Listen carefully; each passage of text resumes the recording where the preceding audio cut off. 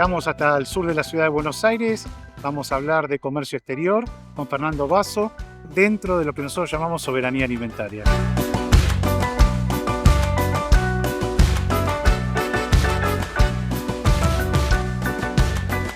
Vos sabés que la soberanía alimentaria, que es el tema central de esta peli, cómo obtenemos esa soberanía alimentaria en un país productor de alimentos. Y una de las cosas que veníamos charlando es el comercio exterior como un instrumento para construir esa soberanía, pero queremos saber cómo es que llegamos a la concentración esta histórica del comercio exterior. Argentina históricamente tiene una bendición y tiene un problema. La bendición es la famosa geografía que tiene, sus 4 climas, tiene montaña, tiene mar, pero a su vez tiene un problema que en su fundación, digamos, siempre estuvo ligado a las necesidades, de alguna manera, del continente europeo. Digamos, la gente se tiene que alimentar, entonces el mismo producto que se vende afuera, se vende adentro, y eso empezó a generar una tensión histórica. Siempre hubo una tensión histórica que en definitiva, ¿dónde recala? En que el valor de esa mercadería se pretende, ante el mismo productor que la exporta o la vende adentro, mantenerse constante. Es decir, que lo que hace en definitiva y lo que hace históricamente es importar de alguna manera el precio e imponer dentro de una economía como la nuestra el precio internacional de una mercadería. Lo que hacemos es que el desarrollo de la industria alimenticia argentina de alguna manera esté supeditado al interés de las compañías hoy que denominadas transnacionales, que imponen una lógica que no tiene nada que ver con la que podemos tener nosotros, que es primero los argentinos y después el negocio. Primero que coman los argentinos y el excedente vender. Exactamente. Entonces siempre hubo una tensión, es histórica la tensión esta en la Argentina.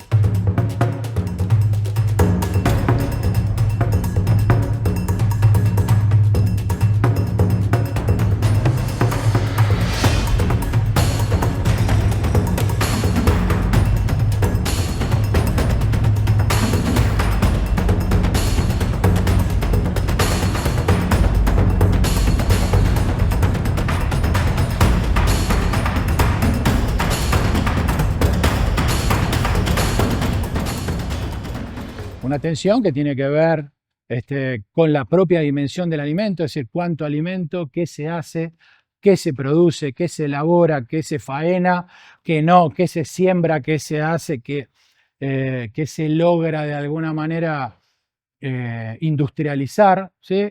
Los aceites de las oleaginosas, etcétera, etcétera, con las necesidades. Es decir, el pueblo siempre como que quedó atrás, como que, bueno, es lo que el precio lo ponen las compañías internacionales y el argentino que pague lo que pague.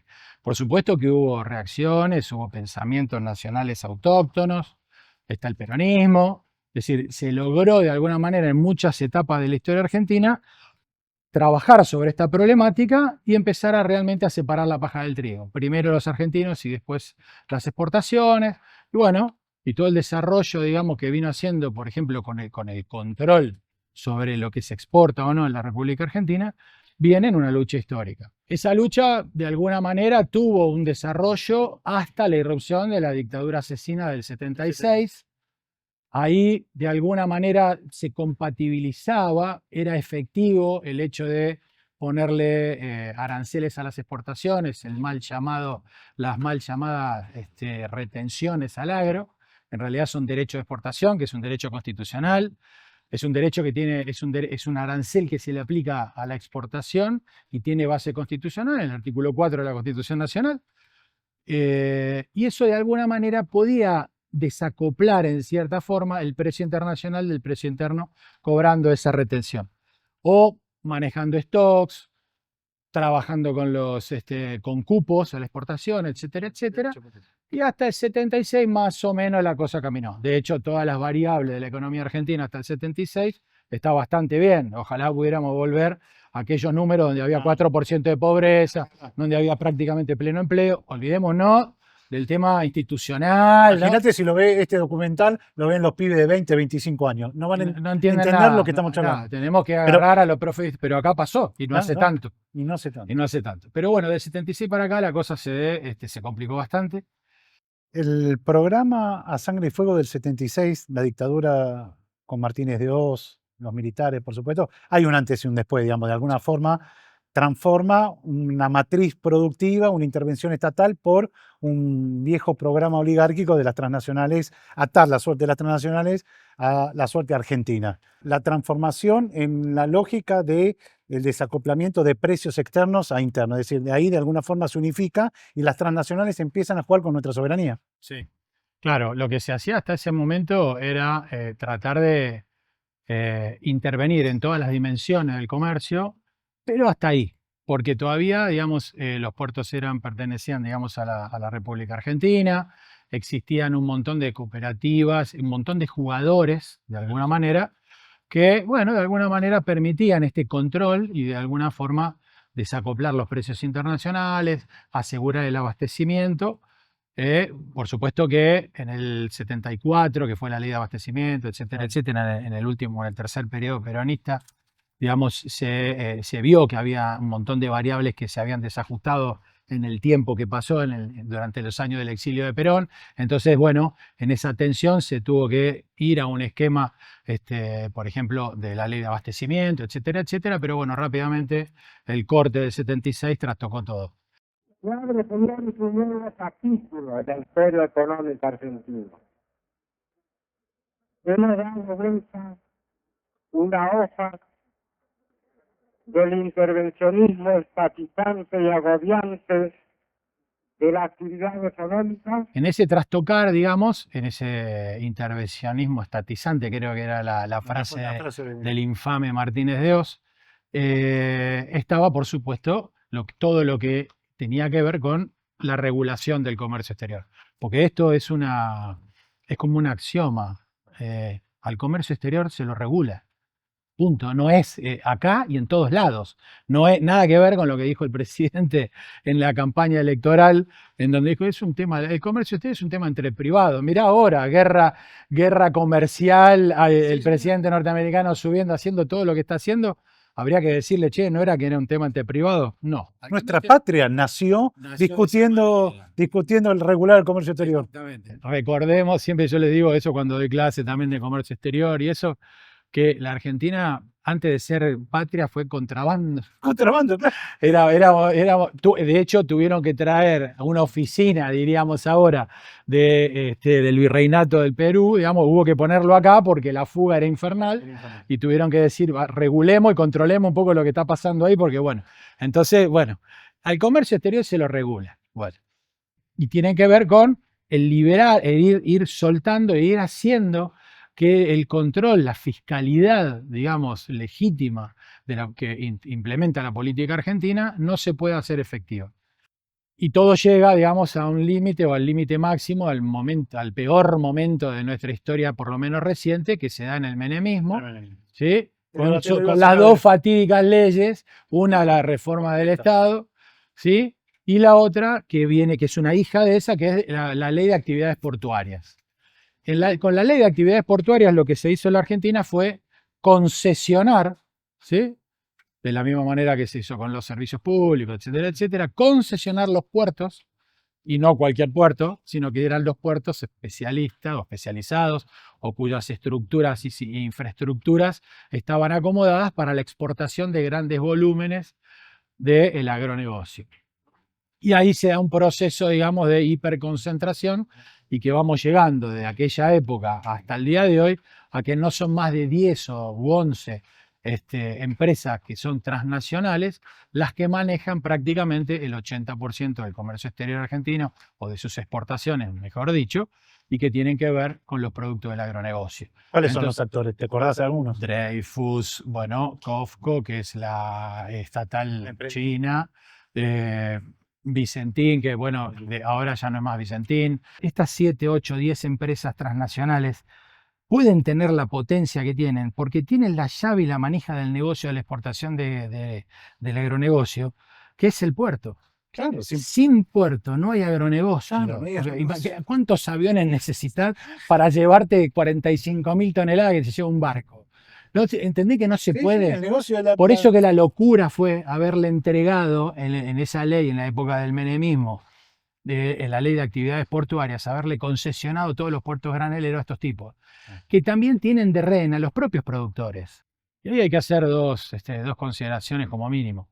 Uno, al ser este mercado hiperconcentrado, oligopólico, digamos, muy chiquitito, en 10 o 12 empresas transnacionales, son ellas las que determinan qué, cómo, cuándo, qué es lo que se siembra en la Argentina, hasta dónde se siembra en la Argentina. Eso provoca que haya una desconexión total respecto de cuáles son las consecuencias medioambientales.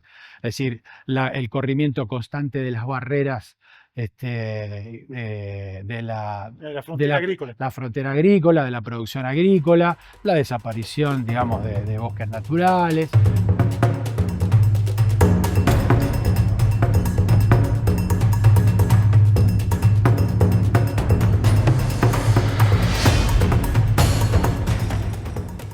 Lo que ocurre en la Argentina es lo que nosotros estudiamos en la facultad, es lo que ocurrió en la Europa medieval, digamos, con el tema de las ovejas de Flandes. Es decir, los procesos son los mismos. Siempre hay un proceso en donde se empieza a extender la frontera agrícola por la cuestión que sea, y hay un desastre ambiental por un lado, pero por otro lado hay un corrimiento y una expulsión de toda la vida humana de aquellas regiones. Entonces vos tenemos estas concentraciones, hiperconcentraciones en ciudades que son macrocefálicas, pero es producto también, en cierta forma, de la expulsión, de que no se puede producir en el lugar, de que las familias no pueden lograr empleo. El 93% de la población en la Argentina vive en ciudades y la Argentina es un país rural. Es decir, tenemos un país, pero acá hay un objetivo, no es solamente el propio proceso de desarrollo, sino que necesitan vaciar al campo de su población, de sus trabajadores rurales para imponer un proyecto, que es este proyecto que decimos. Claro, y aparte este corrimiento de las fronteras agrícolas obedece a una lógica, que es la lógica de las transnacionales. Claro. Son las transnacionales las que dicen cuánto se va a sembrar, por ejemplo, en la Argentina en este año. ¿Por qué? Porque ellos son jugadores globales y la misma empresa trabaja, ¿sí?, o produce o elabora los mismos productos en distintas locaciones mundiales. Claro. Entonces, Australia, en Australia, en la Argentina, en Estados Unidos, es decir, Ucrania, Rusia, hay lugares, digamos, es la misma gente, en virtud de conocer, por ejemplo, cómo va a estar la meteorología, cuáles son los datos estadísticos de determinadas cosas, en donde dicen, bueno, para las próximas 2 campañas vamos a producir un poquitito más en la Argentina y un poquitito menos acá. Es decir, la lógica que impera en la Argentina no es una lógica nacional, claro, sino que es la lógica de la empresa, de los mercados, de los famosos mercados, de los mercados, que por un lado, globales, son los y de los ejecutantes de eso, que son las compañías transnacionales. Claro. Entonces tenemos un problema serio, porque no olvidemos lo que dijimos al principio, estamos hablando de alimentos. De alimentos. De alimentos. De alimentos que nos faltan a los pibes. De alimentos que nos faltan a los pibes, a los grandes, a los viejos, a todos nos faltan, porque en realidad la escasez le pega a todos.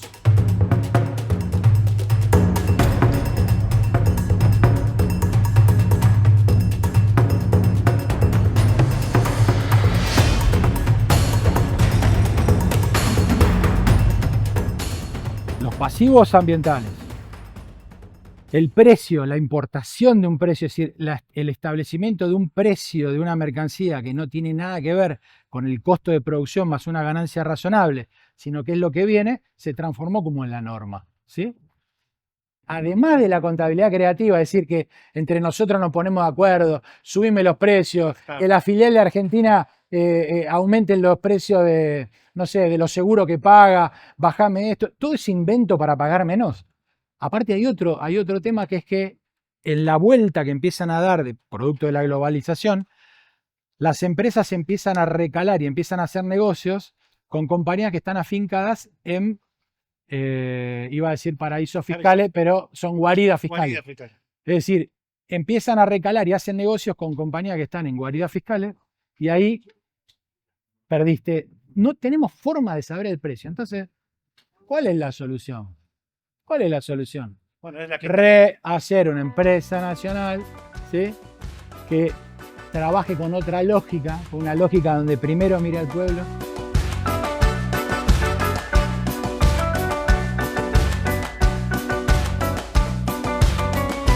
Si vos te seguís manejando con una lógica que tiene que ver con la de la empresa, con el lucro, con la búsqueda de lucro, para el caso de los alimentos, ¿sí?, del agronegocio, se generan un montón de problemas. Hay que cambiar la lógica.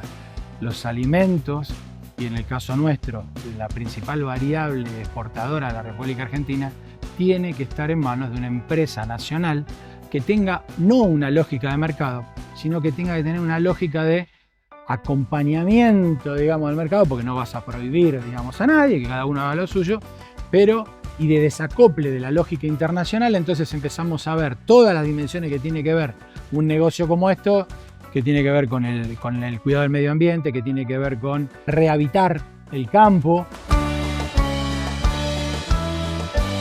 Nuestra propuesta de Empresa Nacional de Alimentos está diseñada para reorientar la matriz productiva agroalimentaria hacia la integración y federalización del país, promoviendo un proceso industrializador y generador de valor en las economías regionales. Generar mejores condiciones económicas y de vida a los productores y trabajadores de la producción primaria y la economía popular. Fortalecer e impulsar el desarrollo de la producción popular y de pequeños productores. Promover la estabilidad de precios para productores y consumidores de alimentos. Garantizar el abastecimiento de alimentos sanos y nutricionalmente diversos a instituciones del Estado, comedores comunitarios y sectores populares en general. Balancear el poder del mercado y los abusos de posiciones dominantes de empresas concentradas en las cadenas agroalimentarias. Esta propuesta tiene como prioridad fomentar y fortalecer espacios de comercialización populares y federales como nodos, mercados, almacenes, ferias o consumo asociado para desarrollar y articular una red nacional.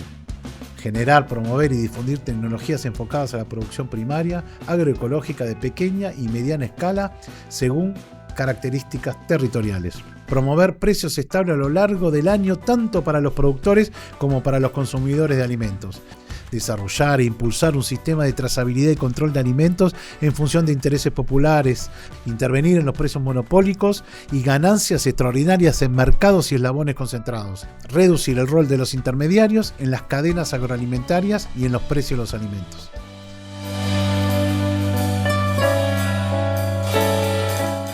Cuando hablamos de comercio exterior, los argentinos, ¿qué nos viene a la memoria? El IAPI. El IAPI. Lo interesante del IAPI era el funcionamiento, más allá Claro, del nombre. por supuesto.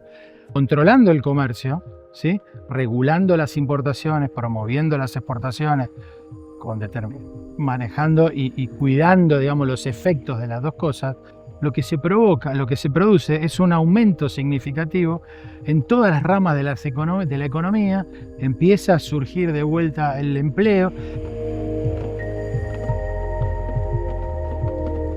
El IAPI, Instituto Argentino de Promoción del Intercambio. Fue una institución argentina creada en 1946 durante el primer gobierno de Perón con el objetivo de centralizar el comercio exterior y controlar las exportaciones e importaciones. Tenía como propósito principal proteger la producción nacional y garantizar el desarrollo industrial, además de controlar la especulación de los grupos exportadores e importadores. Los argumentos que se alzaron a favor de la creación del IAPI fueron: 1. Que los intereses económicos del país debían primar sobre los privados. 2. Que los fondos provenientes del comercio exterior fueran transferidos hacia el desarrollo industrial y la creación de puestos de trabajo genuinos en el país. Y 3. Conquistar nuevos mercados y desplegar una adecuada propaganda sobre la calidad de nuestros productos. Cuando yo me hice cargo del gobierno, el trigo se pagaba a 6 pesos el quintal. Y cuando dejé el gobierno, el trigo se pagaba a 60 pesos el quintal.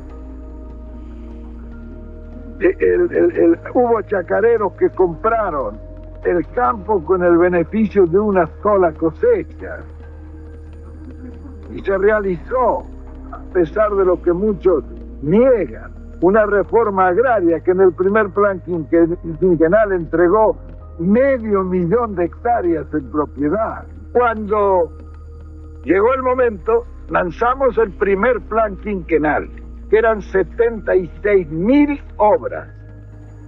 Indudablemente, al lanzar esas 76.000 obras, todo se puso en movimiento, el país rompió la inercia.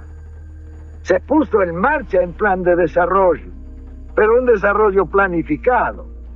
La primera consecuencia fue que esos 800.000 desocupados se ocuparon en 2 o 3 meses. Cuando se ocuparon los 800.000 desocupados, los salarios subieron solos. Porque cuando hay plena ocupación, el salario no hay que impulsarlo, sube solo. Claro, cuando subieron los salarios, el poder adquisitivo de la masa popular, que es el verdadero consumo, se multiplicó varias veces.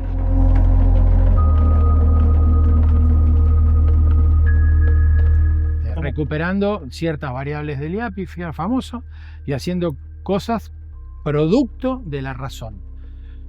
Nacionalizando buena parte del comercio exterior. ¿Sí? ¿Por qué? Porque eso asegura no solamente la mesa de los argentinos, sino que asegura el flujo de dólares necesarios para que los argentinos puedan atesorarlo. Porque recordá que por más de que se discuta la cuestión, la Argentina del 76 para acá entró en un proceso al que arribó de que se puede denominar de bimonetarismo. Los argentinos vivimos y hacemos nuestros gastos corrientes en pesos, pero transamos y ahorramos en dólares. Entonces nosotros necesitamos un flujo de dólares constante que no tenemos, porque ese flujo de dólares es el producto de la exportación, y la exportación está en manos de las compañías transnacionales que no quieren dejar los dólares acá, se lo quieren llevar a sus casas matrices. Entonces, ¿qué necesitamos nosotros? Asegurar ese flujo de dólares que ingrese, que sea el correcto, el real, como hablábamos hace un rato con el tema del valor de esas mercancías. No algo contable. No algo contable, el valor real, y que vengan y se queden acá para que todos los argentinos puedan ahorrar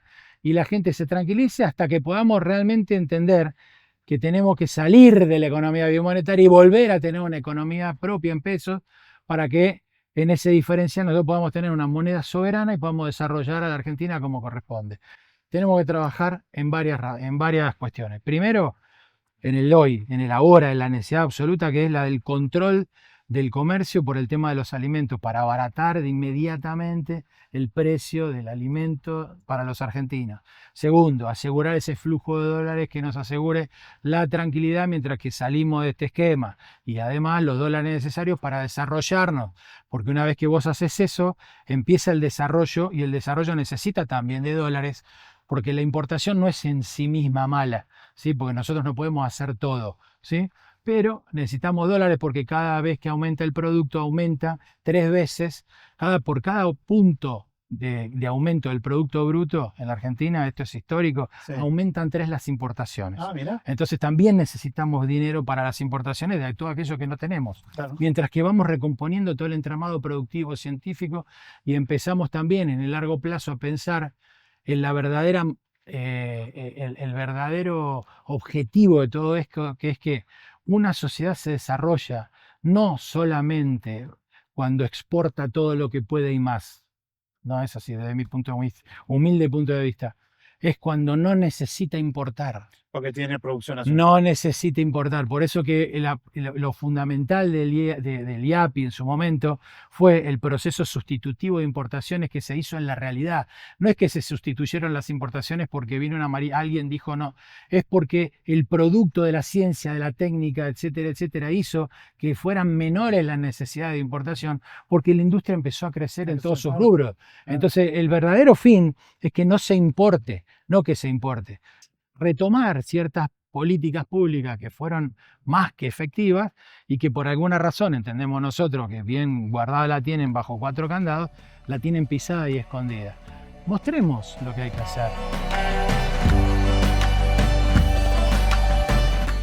El modelo de gestión de las empresas públicas debe ser sostenible económicamente para cumplir con su función de dinamización de la economía, estableciendo un ciclo de vida que debe garantizar en el largo plazo que las empresas públicas generen utilidades a ser devueltas al Estado.